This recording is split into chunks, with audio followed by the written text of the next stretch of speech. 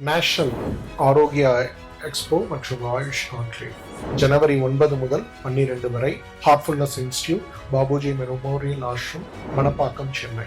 இதில் கலந்து கொள்வதற்கு பொதுமக்கள் அனைவருக்கும் இலவசம்.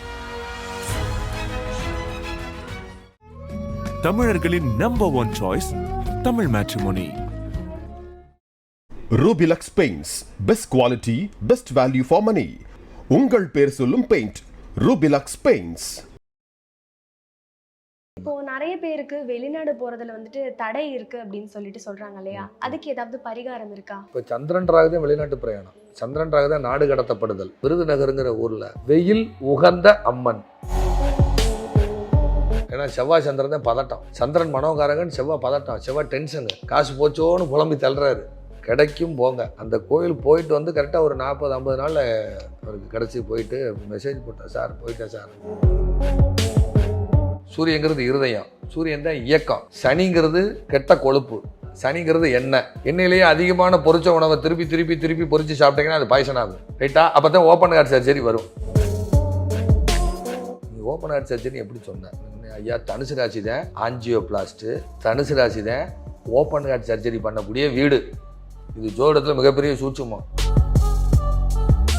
ஒரு முறை திருவண்ணாமலையில் போய் பாதாள லிங்கத்தில் உட்காந்து தவம் பண்ணுங்க. அது ஒரு ஞாயிற்றுக்கிழமை தவம் பண்ணிட்டு கிரிவலம் ஆப்போசிட்டில் சுற்றுங்க. பேக் வைஸில் சுற்றக்கூடாது, ஆப்போசிட்டில் சுற்றணும். ஏன்னா அது மூல நட்சத்திரம். இப்போ இந்த நகை ஆபரணங்கள்லாம் நிறைய சேரணும் அப்படின்னு சொல்லிட்டு நினைக்கிறவங்களுக்கு என்ன பரிகாரம்? ஈரோடு பக்கத்தில் சென்னிமலை அப்படின்னு ஒரு ஊர் இருக்கு, அதுக்கு பக்கத்தில் கேஜி வலசு அணி ரங்க பெருமாள்.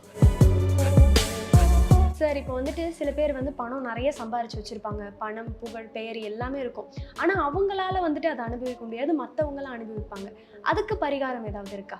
கும்பகோணம் சாரங்கபாணி சுவாமி கோயில் 6 மாதம் இந்த வாசல், 6 மாதம் இந்த வாசல். இவங்க அந்த உத்தராயண மாதங்கள்ல அந்த பெருமாளை சேவிக்கணும், அவ்வளோதான் மேட்ரு. எனக்கு ஒரு வாரிசை கொடு. ஆதன் ஆன்மீகம் நேயர்களுக்கு வணக்கம். இன்னைக்கு நம்ம நிகழ்ச்சியில நம்ம கூட ஜோதிடர் பண்டிட் விஜய் அவர்கள் தான் இருக்காங்க. ஜோதிடம் பற்றிய நிறைய கேள்விகளுக்கு, நிறைய சந்தேகங்களுக்கு ரொம்பவே தெளிவா பதில் சொல்ல போறாங்க. வணக்கம் சார். வணக்கம் வணக்கம் வணக்கம். வாழ்க வளமுடன், வாழ்க வளமுடன், வாழ்க வையகம். இப்போ நிறைய பேருக்கு வெளிநாடு போறதுல வந்துட்டு தடை இருக்கு அப்படின்னு சொல்லிட்டு சொல்றாங்க இல்லையா, அதுக்கு ஏதாவது பரிகாரம் இருக்கா? ஒரு சில பேருக்கு ஒவ்வொரு ஜாதகத்துக்கும் ஒவ்வொரு மாதிரி வருங்கம்மா. இப்போ சந்திரன் ராகு தான் வெளிநாட்டு பிரயாணம், சந்திரன் ராகு தான் நாடு கடத்தப்படுதல், சனி ராகு வெளிநாட்டில் போய் தொழில் செய்கிறது. சனி அப்படிங்கிறது அந்நிய மனிதர், நீண்ட தூர பிரயாணங்கிறது சனி. சனி தான் தொலை தூரத்துக்கான கிரகம், தூரதேசத்துக்காரங்கிறது சனி, ரைட்டா? இப்படி நிறையா காம்பினேஷன் இருக்குது. அப்போ ஒரு சில ஜாதகங்கள், ஒரு ஜாதகத்தில் சந்திரன் செவ்வாய் நடப்பே சந்திர திசை. சந்திரன் தான் பிரயாணத்துக்கான கிரகம், சந்திரன் தான் பிரயாணத்துக்கான கிரகம். சந்திரன் வந்து அவருடைய ஜாதகப்படி சிம்ம வீட்டில் செவ்வாய் கூட சேர்ந்து நெருப்பு ராசியில் இருக்குது. செவ்வாங்கிறது தடைக்கான கிரகம், செவ்வாங்கிறது தடைக்கான கிரகம். செவ்வாய் உட்கார்ந்த இடம் கடுமையாக பாதிக்கும். அது எங்கே உட்காருதோ அதனுடைய தசாபுக்தி அந்தரம் காலகட்டங்களில் கடுமையான ஒரு பாதிப்பை தரும். அப்போ அவருக்கு நடப்பே சந்திர தசை. சந்திர தசையில் சந்திர புத்தி முடிஞ்சாலும் அடுத்து என்ன புத்தி வரும்? செவ்வாய் புக்தி தான் வரும். அப்போ அவர் அப்ராடு ட்ரை பண்ணிகிட்ருக்கார். பணமெல்லாம் கொடுத்துட்டாரு, ஒரு விசா அதுக்கான ரெஸ்பான்சிபிலிட்டி இல்லை. பணம் கொடுத்து சந்திரன் ஒரு ஏமாற்றத்தை சந்திக்கிறது. சந்திரன், சந்திரன் பிரயாண கிரகம், சந்திரன் தான் ஏமாற்றத்தை சந்திக்கக்கூடிய ஒரு கிரகம். அப்போ சார் பணம் கொடுத்து ஏமாந்துட்டேனே சார், ரொம்ப ஒரு புலம்பி தள்ளிட்டார். சார் எப்படியாவது அப்ராடு போகணும் சார், ரொம்ப கஷ்டமாக இருக்குது, நான் போனால் தான் குடும்பத்தை ரன் பண்ண முடியும் அப்படின்னு ரொம்ப ரொம்ப ஒரு நர்வஸாக ரொம்ப பேசினார். சரி, அது நெருப்பு தத்துவத்தில் இருக்குது. அதாவது நெருப்பு ராசி, நிலராசி, காற்றாசி, நீர் ராசி, நெருப்பு ராசி, நிலராசி, காற்றாசி, நீர் ராசி, நெருப்பு ராசி, நிலராசி, காற்றாசி, நீர் ராசி, மொத்தம் 4 தத்துவமாக இருக்குது. அப்போ முன்னாங்க 12 ராசி. அவருக்கு வந்து சிம்மத்தில் போய் உட்காந்துருது. அப்போ சிம்மத்தில் உட்காந்து அவருக்கு பக்கத்து ஊர்லேயே பரிகாரம் இருக்குது. அவர் பக்கத்தில் சிவகாசி, அவருடைய ஊர், சொந்த ஊர் சிவகாசி.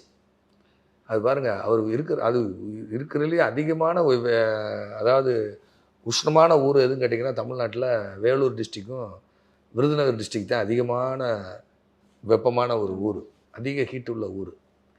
ஏன்னா அங்கே சிவகாசியில் வந்து ஏன்னு கேட்டிங்கன்னா அந்த பாஸ்பரஸ் அதிகமாக காற்றுல கலக்கிறதுனால மழைப்பொழிவு குறைவு. இந்த பட்டாசாலையிலேருந்து வரக்கூடிய பாஸ்பரஸ் இருக்கு இல்லையா, அது காற்றில் கலந்து காற்றில் இருக்க ஈரப்பதத்தை சாப்பிட்ரும். ராமநாதபுரம் டிஸ்ட்ரிக்டில் அந்த ராமேஸ்வரம் பகுதியில் கடுமையான வெள்ளம் மழை, அந்த புயல் ஏற்பட்டு மழை அடித்தா தான் சிவகாசி வறண்ட பூமி. பட்டாசு தொழில் விட்டு அந்த ஊரில் ஒரு பொழப்பும் இல்லை. அவ்வளோ பெரிய நிர்வாகங்கள் இருந்து அந்த மக்களை காப்பாற்றிக்கிட்டு இருக்காங்க. ஸோ அப்போ அங்கே வந்து இவர் அந்த ஊர்லேயே இருக்கார். சார் உங்கள் ஊர் பக்கத்து ஊரில் தான் பரிகாரம்னு. பக்கத்து ஊர்லையா எங்கே அப்படின்னாரு. உங்கள் ஊர் பக்கத்தில் விருதுநகருங்கிற ஊரில் வெயில் உகந்த அம்மன், வெயில் உகந்த அம்மன். என்ன சொல்ல, வெயில் அதிகமாக அடிக்க சொல்லுதமா இல்லையா? என்ன உச்சி வெயில் மண்டையை பழக்குது இல்லையா சொல்லுவாங்க எங்கள் ஊர் பக்கம். அப்போ வெயில் உகந்த அம்மன், சந்திரன் அம்மன், சந்திரன் அம்மன், சந்திரன் அம்மன். அது உட்காந்த வீடு நெருப்பு ராசி. நெருப்புக்கான கிரகம் எது? சூரியன். இன்னொரு நெருப்புக்கான கிரகம் எது? செவ்வாய். ரைட்டா? செவ்வாய் போய் சூரியன் வீட்டில் இருக்குது. விளக்கில் எறிகிற நெருப்பு சூரியன், வீடு பற்றி எரிஞ்சா செவ்வாய். ரைட்டா? அப்போ சந்திரனும் பிரயாண கிரகமாகிய சந்திரன் செவ்வாயுடன் சேர்ந்து சிம்ம வீட்டில் இருக்குது. அப்போ வெயில் உகந்த அம்மன், இந்த கோயிலுக்கு வேண்டிட்டு வாங்க போங்க. அந்த அம்பாளுக்கு ஏதாவது ஒரு அபிஷேகம் பண்ணி பட்டும் தாலியும் சாத்துறேன், செவ்வாய் தான் மாங்கல்யக்காரகன்னு பேர். கரெக்டா? பட்டும் தாலியும் சாத்துறேன்னு வேண்டிட்டு வாங்க, ஒரு அபிஷேகம் பண்ணிட்டு வேண்டிட்டு வாங்க, அதுக்கப்புறம் உங்களுக்கு கிடைக்கும், தடையில் நீங்கிட்டு போங்க. ஒரு பரிகாரம் கிடையாது, ஒரு பரிகாரம் கிடையாது. ஏகப்பட்ட பரிகாரம் இருக்குது. வெளிநாடு வரைக்கும் நிறையா இருக்குது பரிகாரம். அதில் இந்த மாதிரி அவருக்கு சொல்லியிருக்கிறேன். இந்த மாதிரி சொல்லி இப்போ நீங்கள் அப்ராடில் இருக்கார். கரெக்டா?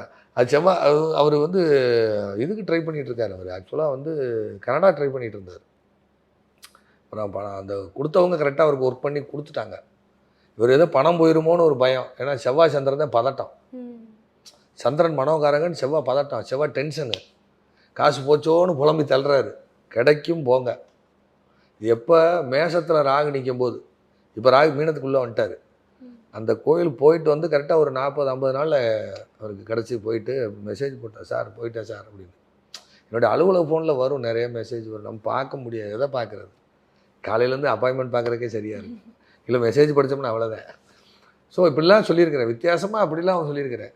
ஆனால் இது எல்லாமே கண்டிப்பாக வந்துட்டு பயனளிக்கும். அது அவர் ஜாதகத்துக்கு அங்கே தான் போகணும். ஒவ்வொரு ஜாதகத்துக்கு ஏற்ற மாதிரி மாறும். அதான் சொல்கிறேன்ல, எக்ஸ்பிளைன் பண்ணி சொல்கிறேன்ல, நெருப்பு தத்துவம் நிலராசின்னு இருக்குது.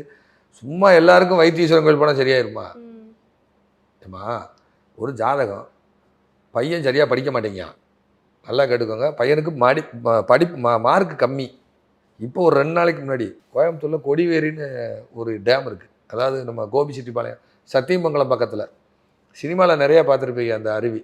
அது செயற்கை அருவி. ஆக்சுவலாக அது வந்து பவானி சாகர்லேருந்து வரக்கூடிய தண்ணி பெரிய மதகு, கிட்டத்தட்ட ஒரு 15-20 அடி ஹைட்டில் இருக்கும். ஸ்டெப்பாக இருக்கும், பாறைகள் அடுக்கி வச்சு டேம். அது தண்ணி ரொம்ப கீழே விழுகும், கொடிவேரி டேம். அதுக்கு பக்கத்தில் அங்கே மளிகை கடை வச்சுருக்காங்க. அவங்க பையன் வந்து நல்ல மார்க் ஸ்கோர் பண்ண மாட்டேங்கிறான். பையன் மார்க் கம்மியாக வாங்குறாரு. அவருடைய ஜாதகத்தில் 2ஆம் இடம் அடிப்படை கல்வி, 2ஆம் இடம் அடிப்படை கல்வி, அதில் தகராறு.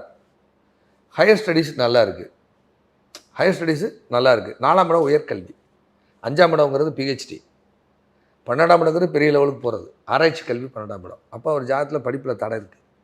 இது பரிகாரம் சொல்கிறேங்கிறாங்க. அப்போ அவர் ஜாதகத்தில் நீர் ராசி, நெருப்பு ராசி, நிலராசி தத்துவத்தை வச்சு தான் அவருக்கு நான் பரிகாரம் கொடுத்துருக்கேன். ஒவ்வொருத்தருக்கும் மாறுபடும். சார் இதெல்லாம் ஒரு பரிகாரமானு கேட்குறாரு அவர். இதுதான் பரிகாரம், அதை செய்ய சொல்லுங்கள், இந்த பையனுக்கு இதுதான் செய்யணும், இது பண்ணுங்கள், பையன் நல்ல மார்க் வந்துடுவோம், ஹையர் ஸ்டடீஸுக்கு போயிடுவான் அந்த பையன். இந்த பையனுக்கு அக்கௌண்ட்ஸ் தான் வரும், அதுதான் சார் வீக்கு, அதுதான் வரும், எது வீக்கோ அதுதான் ப்ளஸ்ஸு, இந்த பையன் ஜாதகப்படி இந்த பரிகாரம் செய்யுங்க சரியாயிடும். அப்போ அவர் இது அதுக்கு அவங்க கேட்குறதுக்கு நம்ம விளக்கம் சொல்ல வேண்டியிருக்கு. இது நீர் தத்துவம், இது நெருப்பு ராசி, இது காற்று ராசி. முந்தானத்து காலையில் 2 நாளைக்கு முன்னாடி அவ்வளோ எக்ஸ்பிளைன் பண்ணி இந்த மாதிரி இடத்துக்கு தான் போகணும் அப்படின்னு சொல்லி, அப்போ இங்கே தான் போகணுமா, சரி சார் நம்ம போயிட்டு வந்துடும், அதுக்கப்புறம் இதெல்லாம் செய்யுங்க. அப்போ ஒவ்வொருத்தருக்கும் ஒவ்வொரு விதமான பரிகாரம் மாறுபடும். ஒரே பரிகாரம் எல்லாருக்கும் வராது. இப்போ நான் வைத்தீஸ்வரன் கோயில் சொல்கிறேன், நீங்களே வைத்தீஸ்வரன் கோயிலுக்குறீங்க. இதுதான் பிரபஞ்சம்.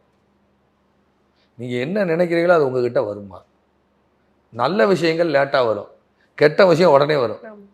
விவேகானந்தர் சொன்னாரா இல்லையா, நீங்கள் எதுவாக நினைக்கிறாயோ அதுவாகவே ஆகிறாயின்னு. எதுவாக ஆகணும்னு நினைக்கிறியோ அதுவாக நீ ஆகிறாயினாரு. நல்ல விஷயம் லேட்டாக வரும், உடனே வந்துட்டா யானை வேணும்னு கேட்டால் யானை போய் வந்து நின்னா என்ன ஆகும் நிலமை சொல்லுங்கள். ஒவ்வொன்றும் கொஞ்சம் கொஞ்சமாக தான் நமக்கு கிடைக்கும். அந்தந்த காலகட்டங்களில் கண்டிப்பாக கொடுக்கும். ஒவ்வொரு ஜாதகத்துக்கும் தகுந்த மாதிரி பரிகாரம் இருக்குது. மனிதனுக்கு மனிதன் மாறுபடுறானா இல்லையா? இப்போ ஒரு வீட்டில் 5 குழந்தை பிறக்கிறாங்க, 5 பேருக்கு ஒரே கேரக்டர் இருக்கா?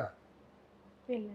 மாறுபட்ட கேரக்டர் இருக்கா இல்லையா? இப்போ இங்கே ஆதனில் ஒரு 60 எப்படி 70 80 பேர் இருப்பீங்க, ஒவ்வொருத்தருக்கும் ஒவ்வொரு கேரக்டர் இருக்கா இல்லையா? அது மாதிரி தான்.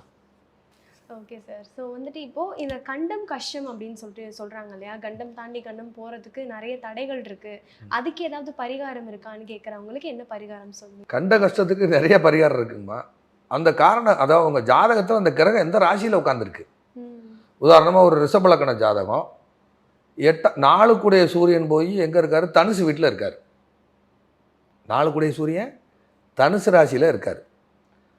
அப்போ கோச்சாரத்தில் சனி தனுசு ராசிக்குள்ளே வரும்போது, நான் சொல்கிறது இப்போ சனி மகரத்துக்கு மகரத்தில் ஒரு 5 வருஷம் இருந்தாச்சு, 2.5 வருஷம் இருந்தாச்சு, தனுசில் 2.5 வருஷம் இருந்தாச்சு, இப்போ கும்பத்துக்கு வந்துட்டார், உள்ள கும்பத்தில் தான் இருக்கார். அப்போ கணக்கு போட்டுக்கோங்க, இது ஒரு 2.5, இதில் ஒரு வருஷம் கணக்கு போட்டுக்கோங்க. 6 வருஷத்துக்கு முன்னாடி அவர் ரிஷபலக்கணம் 4 கூடிய சூரியன் தனுசு வீட்டில், அது போய் உட்காந்தது மூல நட்சத்திரம். சார் ஹார்ட்டில் பிரச்சனை வரும். சூரியங்கிறது இருதயம், சூரியன் தான் இயக்கம். சனிங்கிறது கெட்ட கொழுப்பு, கரெக்டாக? சனிங்கிறது எண்ணெயிலேயே அதிகமான பொரிச்ச உணவை திருப்பி திருப்பி திருப்பி பொரித்து சாப்பிட்டீங்கன்னா அது பாய்சன் ஆகும். பாய்சன் ஆகுதா இல்லையா? அப்போ அந்த இருதயத்துக்கு உள்ளே போய் அந்த கெட்ட எண்ணெய் உள்ளே போய் பிளாக் ஆகி அடைச்சிடும், ரைட்டா? அப்போ தான் ஓப்பன் ஹார்ட் சர்ஜரி வரும்.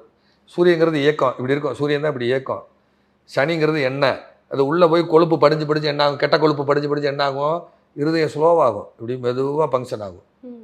சார் இருதயம் ரொம்ப ஸ்லோவாக இருக்குது, இல்லை பம்பிங் உங்களுக்கு ஆகலை, உள்ள ஹார்ட்டில் பிளாக் இருக்குது, இதை ஆப்ரேட் பண்ணணும்னு டாக்டர் சொல்லிடுவாங்க.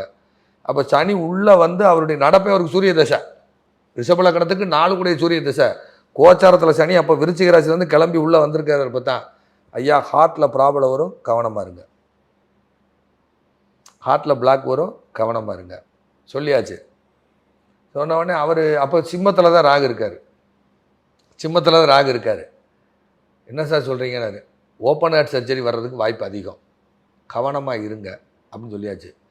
நம்ம சொல்கிறத அவர் கேட்கலை. ஆனால் போயா நீ என்ன பெரிய கடவுளாண்டு போயிட்டார். கடைசிக்கு கோயம்புத்தூரில் ஓப்பன் ஹார்ட் சர்ஜரி அவர் பண்ணாங்க.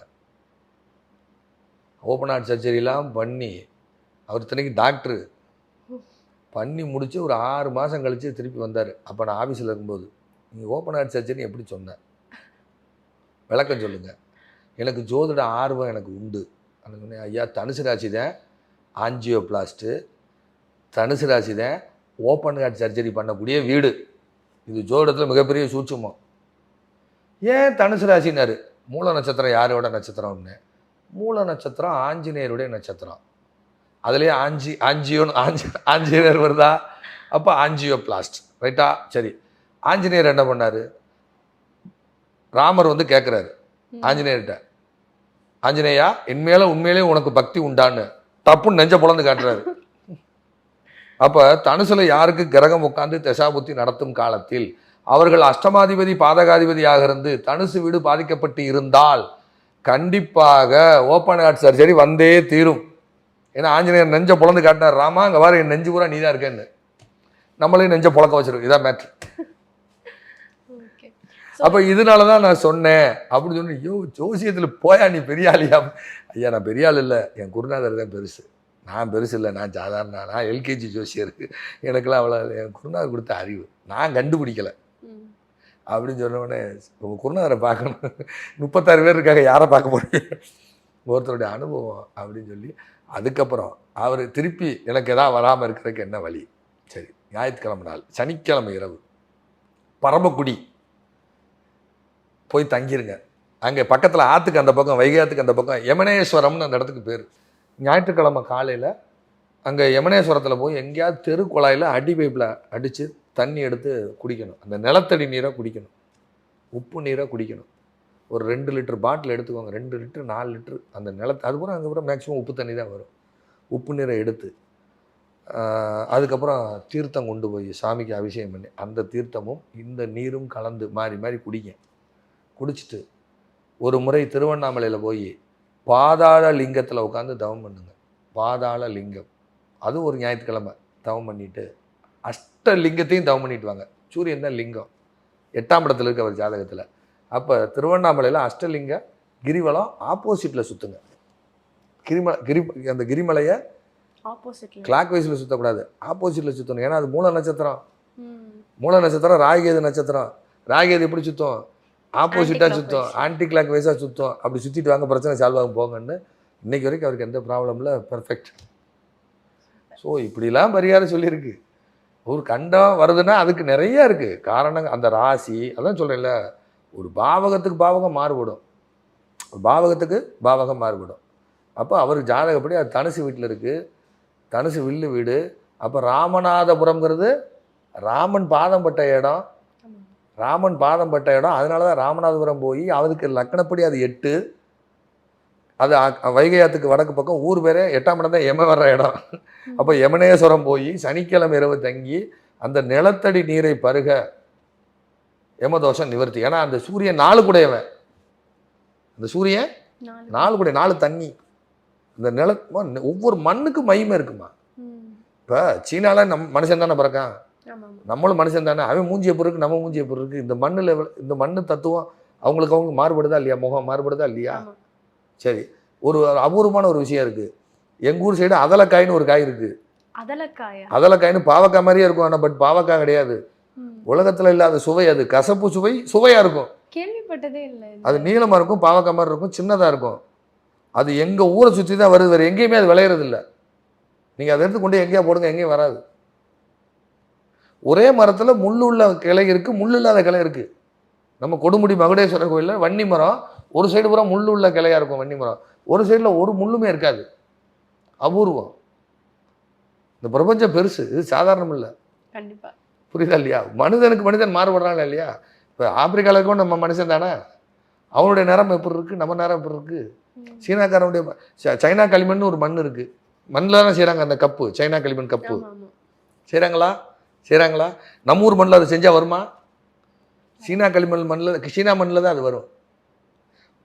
இடத்துக்கு இடம் மாறுபடும். அதுபோல தான் ராசிக்கு ராசி பரிகாரம் மாறுபடும்னு சொல்ல வரேன். இப்போ ரிஷபங்கிறது புல்வெளி, ரிஷபங்கிறது புல்வெளி. ஏன் அது புல்வெளின்னு வைக்கிறோம்? அது ரிஷபம் மாடு, மாடு மேயும் புல்வெளி. அங்கே போய் சனிக்கு எது சம்மந்தப்படுது? நான் அதை டெக்ஸாஸ்ன்னு எடுக்கிறேன், அமெரிக்காவில். ஏன்னா டெக்ஸாஸ் மாகாணத்தில் என்ன இருக்கும், பூரா மாடு வளர்ப்பு தான் அதிகம், பண்ணை வீடு தான் அதிகம். கௌபாய் படம் பார்த்துருக்கீங்களா, அது மாதிரி.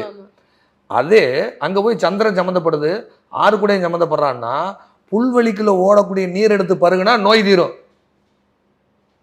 நிறைய இருக்கும். ஜோதிடம் சாதாரணம் கிடையாது. 6 ஓடணும், அங்கே 4ன்னு சொல்லக்கூடிய புல் இருக்கணும். நிறைய லாஜிக் இருக்கு. தர்ப்பை என்ன பொய்யா? தர்ப்பை பொய்யா சொல்லுங்க. ஒரு சின்ன உதாரணம் சொல்லட்டுமா? ரிஷபத்தான் காஞ்சிபுரம், ரிஷபத்துக்குள்ள போனால இப்போ காஞ்சிபுரத்துக்குள்ள போகிறோம். காஞ்சிபுரத்தில் மகாபரிவர் சந்திரசேகர சுவாமிகள், ஒரு பேரை சொல்கிறதுக்கே நமக்கு தகுதி வேணும். மகாபரிவா, அவருக்கு தீராத வயிற்று வலி இருந்திருக்கு. தன்னை யாராவது பேட்டிக்கான வர்றாங்க, யாராவது பார்க்க வர்றாங்கன்னு சொன்னால் ஒரு காப்பர் செம்பில் தண்ணி ஜலம் விட்டு அதில் மந்திரம் சொல்லி தர்பையை எடுத்து தன்னுடைய இடுப்பில் வச்சுட்டு அந்த மந்திரத்தை சொல்லி அந்த தர்பையை அந்த செம்பு காப்பர் செம்பில் தண்ணியில் போட்டு வரான். இந்த பெயின் தர்பையில் போய் தர்ப்பை அப்படி துடிச்சிக்கிட்டே இருக்குமா. அவங்க பேட்டி கண்டு போனதுக்கப்புறம் தர்பை எடுத்து கிளப்பிட்டு அந்த தண்ணீரை பருகிடுவாராம், அந்த வயிற்று வலியை ஏற்றுக்கொள்வாராம். அப்படி வாழ்ந்த மண் இது, மகான்கள் வாழ்ந்த மண் இது. இது சாதாரண பூமி அல்ல. மகாபெரியவர் பேரை சொல்லிட்டேன் தப்பா.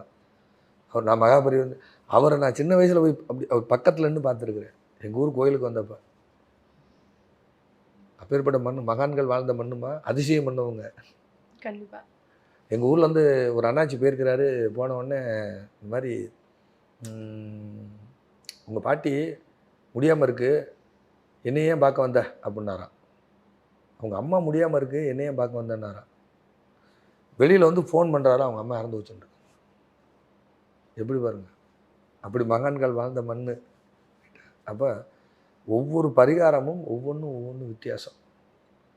அந்த மாதிரி மகான்களுடைய திருஷ்டினால ஏதோ எனக்கு வந்திருக்கலாம் முன் ஜென்மத்தில். ஒருவேளை அந்த மாதிரி மகான்களோட வாழ்ந்திருக்கலாம், அவ்வளோதான் விஷயம். வேற ஒன்றும் இல்லை. நம்ம ஒன்றும் அதிசயமே இல்லை. உலகமே அதிசயம், பிரபஞ்சமே அதிசயம். சரியா? இப்போ இந்த நகை ஆபரணங்கள்லாம் நிறைய சேரணும் அப்படின்னு சொல்லிட்டு நினைக்கிறவங்களுக்கு என்ன பரிகாரம் இருக்கு? ஆபரணங்கிறது எல்லாருக்கும் ரொம்ப ரொம்ப ஒரு இம்பார்ட்டன்ட். ஏன்னா உங்களை மாதிரி ஒரு பெண் பிள்ளையை பெற்ற தகப்பனார் தாயாருக்கு அந்த ஆபரணம் சேர்க்கறதுக்கு என்ன பாடுபடுறாங்க. ஆபரணமே நிறைய பேருக்கு தங்காமல் போகுது. நிறைய பேருக்கு வாங்குறாங்க, வாங்கி 6 மாதத்தில் விற்று போடுறாங்க. அது மாதிரி நகையை கொண்டு அடகு வச்சிடுறாங்க. அடகு வச்ச நகையை மீட்க முடியலை. இந்த வாங்குகிற நகை அடகு கடைக்கு போகாமல் மேலும் மேலும் ஆபரணம் சேர, மேலும் மேலும் ஆபரணம் சேர, நம்ம ஈரோடு பக்கத்தில் சென்னிமலை அப்படின்னு ஒரு ஊர் இருக்குது. அதுக்கு பக்கத்தில் கேஜி வலசு, கேஜி வலசு அணிரங்க பெருமாள், அணிரங்க பெருமாள், அணினா அணிகலன், அணிகலன் கரெக்ட். அணிகலன்கள் அணியக்கூடிய பெருமாள். அந்த ஊரில் இருக்கக்கூடிய முக்கிய பிரமுகர்கள்லாம் வந்து நகை வாங்கினா அவருக்கு தான் போடுவாங்களாம். அவருக்கு போட்டு ஒரு நாள் கழிச்சோ இல்லை போட்டு கொஞ்ச நேரம் கழிச்சோ வாங்கிட்டு போய் வச்சுக்குவாங்களாம். முக்கிய பிரமுகர்கள். அதிர்ஷ்டமா இருக்கும், அதிர்ஷ்டமா இருக்கணும். அதனால அவருக்கு பேரு அணிரங்க பெருமாள். சும்மா பேர் வைக்காங்க. இல்ல பெருமாள்னாலே வந்துட்டு இந்த நகை ஆபரணங்கள் எல்லாமே ஸ்பெஷல் தானே. அதே அந்த ஒரு ராஜாக்கள் வந்து அந்த காலத்துல அவர் கழுத்துல போட்டு தான் அந்த ஆபரணங்களை வாங்கிட்டு போயிருக்கிறாங்க. ராஜாக்கள் வந்து அந்த காலத்துல அவருக்கு ஒரு விசேஷம் இருந்திருக்கும், யாருக்காவது உணர்த்தி இருக்கும். யாராவது பட்டாச்சாரியார்கள் யாராவது சொல்லியிருப்பாங்க, யாராவது பட்டாச்சாரியார் சொல்லியிருப்பாங்க. அதனால அது செய்கிறாங்க. இது ஆண்டாண்டு காலமாக போயிட்டு இருக்கு. அங்கே போய் செய்கிறவங்களுக்கு அணிகலன்கள் சேர்கிறது. இது உண்மை உண்மை உண்மை. ஆனால் அந்த கோயில் கும்பாபிஷேகம் பண்ண முடியாமல் இருக்குது. அந்த கோவில் கும்பாபிஷேகம் பண்ண முடியாமல் 25 வருஷமாக இருக்குது. நிறைய அன்பர்கள் அப்பேற்பட்ட பெருமாளுக்கு கும்பாபிஷேகம் நடக்காமல் இருக்குது. முயற்சி செஞ்சு முடியாம போயிடுச்சு. அது உள்ளூரில் 2 குரூப்பாக இருக்காங்கங்கிற மாதிரி கேள்விப்பட்டேன். அது என்ன காரணம்ங்கிறது தெரியல, ஈகோவான்னு தெரில. சரி, நாராயணனுக்கு தெரியாதா, நமக்கு தெரிய போகுது. சீக்கிரமாக அந்த ஊர் மக்கள்லாம் அதை கும்பாபிஷேகம் பண்ணும் பொழுது அந்த ஊருக்கு சுபிட்சமும் நல்ல ஒரு அபிவிருத்தியும் கிடைக்கும். ஆனால் இன்னுமே எல்லாரும் கோயில் வந்துட்டு வழக்கமாக போயிட்டு தான் வந்துட்டு இருக்காங்க. போயிட்டு வந்துட்டு தான் இருக்கிறாங்க. 25 வருஷம் ஆச்சான் கும்பாபிஷேகம் பண்ணி. நான் கேள்விப்பட்ட வரை 25 வருஷம் ஆச்சு. யாரும் பண்ண மாட்டுறாங்க. ஏன்னா அவ்வளோ தலை சிறப்பு மிக்க ஒரு கோயிலாக சொல்கிறாங்க. ஒரு சின்ன மலை மாதிரி இருக்கும் அணிரங்க பெருமாள். அணிகலன்கள் சேராதவங்களுக்கு அங்கே போனாலே அணிகலன்கள் சேர்கிறது. ஒரு குண்டுமணி தங்கம் கூட இல்லைங்கிற அந்த பெருமாளை பார்த்துட்டு வந்தாலே போதும். நிறையா நடந்திருக்குங்கம்மா, நிறையா சொல்லி நடந்திருக்கு. உள்ளது தானே சொல்கிறோம். அப்படி ஒரு பேர் இருக்குல்ல, இருக்கா இல்லையா? நீங்க சொன்னீங்க இந்த மாதிரி வந்து நகை இன்னும் சேர்றதுக்கு இந்த மாதிரியான ஒரு விஷயம் பண்ணணும் அப்படின்னு சொல்லிட்டு. பட் அடகு கடைக்கு போயிடுச்சு, அடகு வச்சாச்சு, அதை திரும்ப வந்து மீட்டு எடுக்கணும். அவர்கிட்ட தான் போகணும். நகையை மீட்டு கொண்டு வந்து அவருடைய பாதத்தில் அவருக்கு கழுத்துலையோ அணுவிச்சு நீங்கள் வாங்கிட்டு வாங்க. அந்த நகை திரும்பவும் அடகு கடைக்கு போகாது. இல்லைன்னா பேர் வைப்பாங்களா அணிரங்க பெருமாள்னு சொல்லுங்க. பழமையான கோயில் அது. நிறைய அபூர்வங்கள் இந்த மண்ணில் இருக்குது. நிறைய இருக்குது இந்த மண்ணில், நிறைய அபூர்வங்கள் இருக்குது. செஞ்சு பாருங்க. என்னமோ பொய்யா சொல்கிறோம். இப்படி ஒரு கோயில் இருக்குல்ல, கேஜி வலசுன்னு, சென்னிமலை பக்கத்தில் அணிரங்க பெருமாள். ஏன்னா இன்றைக்கி அதுதான் பிரச்சனை. எல்லாருக்கும் இன்றைக்கி ஆபரணம் வாங்க முடியல, ஆபரணம் சேர்க்க முடியல, பொண்டு பிள்ளைகளுக்கு நகை போட்டு கொடுக்க முடியல. ஆபரணம் திருட்டு போனால் கூட அங்கே போய் வேண்டலாம். ஆபரணம் திருட்டு போனால் கூட அங்கே போய் வேண்டலாம். கண்டிப்பாக கிடைக்கும். அதாவது இந்த அணிகலன் நகை சம்பந்தப்பட்ட எந்த ஒரு விஷயமா இருந்தாலும் போகலாம். அவருக்கு அந்த விசேஷம் இல்லாமல் அந்த பேர் வைப்பாங்களா? கண்டிப்பாக. சொல்லுங்கள். இப்போ சார், இப்போ வந்துட்டு சில பேர் வந்து பணம் நிறைய சம்பாரிச்சு வச்சுருப்பாங்க. பணம், புகழ், பெயர் எல்லாமே இருக்கும். ஆனால் அவங்களால வந்துட்டு அதை அனுபவிக்க முடியாது, மற்றவங்களாம் அனுபவிப்பாங்க. அதுக்கு பரிகாரம் ஏதாவது இருக்கா? இல்லை, அது பரிகாரம் இருக்குமா. அதாவது உதாரணமாக கேட்டிங்கன்னா, நீங்கள் வந்து உத்தராயணம் தட்சிணாயணம்னு கேள்விப்பட்டிருக்கீங்களா? கேள்விப்பட்ட மாதிரி இருக்கு. உத்தராயண மாதங்கிறது தை மாதம், மாசி, பங்குனி, சித்திரை, வைகாசி, ஆனி, இது பூரா உத்தராயண மாதம். தட்சிணாயணம் அப்படிங்கிறது ஆடி, ஆவணி, புரட்டாசி, ஐப்பசி, கார்த்திகை, மார்கழி, இது பூரா தட்சிணாயணம்னு பேர். மகரத்தில் கிடையாது, கும்பத்தில் கிடையாது, மீனத்தில் கிடையாது, மேசத்தில் கிடையாது, ரிஷபத்தில் கிடையாது, மிதுனத்துலேயும் கிரகம் இல்லை. இவர் பூரா உழைச்சிட்றாரு, வாரிசு பூரா சாப்பிட்டுட்டு இருக்காங்க. அவர் வாரிசுக்கு சாப்பிடல, அவங்க அக்கா பசங்க, சித்த பசங்க, நான் கஷ்டப்பட்டு சம்பாரிச்சு எவன் வேணாலும் சாப்பிட்டு போறா சாருங்கிறாரு. அவருக்கு உத்தராயணத்தில் கிரகம் இருந்தால் அவரே விதைச்சு அவரே அறுவடை பண்ணி அவரே சாப்பிட்டு இருப்பார்ல. புரியுதாம்மா? ஜோசியம் லேஸ் இல்லை. சரி, இப்போ இந்த மாதிரி ஒரு நிலையிலேருந்து வந்துட்டு வெளில வரணும். சரி, கேட்குறீங்க, கரெக்டான கேள்வி. அதுக்கு தான் அந்த காலத்தில் உத்தராயண தட்சிணாயன கோயில்னே வச்சாங்க. கும்பகோணத்தில் இருக்க சாரங்கபாணி கோயில் இருக்கு இல்லையா, கும்பகோணம் சாரங்கபாணி சுவாமி கோயில் 6 மாதம் இந்த வாசல் 6 மாதம் இந்த வாசல், புரியுதா இல்லையா? நீங்கள் தட்சிணாயனம் போகும்போது அந்த பக்கம் தெற்கு வாசல் திறந்துருக்கும், இன்னொரு பக்கம் வாசல் திறந்துருக்கும். உத்தராயணம் போகும்போது 6 மாதம் கழிச்சு இந்த பக்கம் போங்க, இந்த பக்கம் வாசல் திறந்துருக்கும். அதே மாதிரியே மண்ணச்சநல்லூர் பக்கத்தில் அங்கே ஒரு திருப்பயஞ்சிலி, அங்கேயும் அதே மாதிரி தான். இவங்க அந்த உத்தராயண மாதங்களில் அந்த பெருமாளை சேவிக்கணும், அவ்வளோதான் மேட்ரு. எனக்கு ஒரு வாரிசை கொடு, நான் உழைக்கிறேன், எனக்கு குழந்தை இல்லை, நாராயணா எனக்கு ஒரு வாரிசை கொடுன்னு வேண்டாம். புரியுதா? அப்போ போகும்பொழுது அவங்களுக்கு வாரிசு வருகிறது, இவர்களுடைய சம்பாத்தியத்தை வாரிசுகள் அனுபவிக்கிறார்கள். அல்லது விழலுக்கு இறைத்த நீர், அவ்வளோதான் விஷயம். இப்படிலாம் பரிகாரம் தேட வேண்டியிருக்கு, புரியுதா இல்லையா? இதுக்கு பரிகாரம் அதுதான். கரெக்டா? நான் சொல்ற லாஜிக் புரியுதா சாமி? புரியுதா சாமி? இதுதான் பரிகாரம். இந்த உத்தராயணம் தட்சிணாயனத்துக்கு இதுதான் பரிகாரம். Okay sir. இவ்வளவு நேரம் ரொம்பவே தெளிவா நிறைய கேள்விகளுக்கு பதில் சொன்னீங்க. நன்றிமா. வணக்கம். வாழ்க வளமுடன், வாழ்க வளமுடன், வாழ்க வையகம்.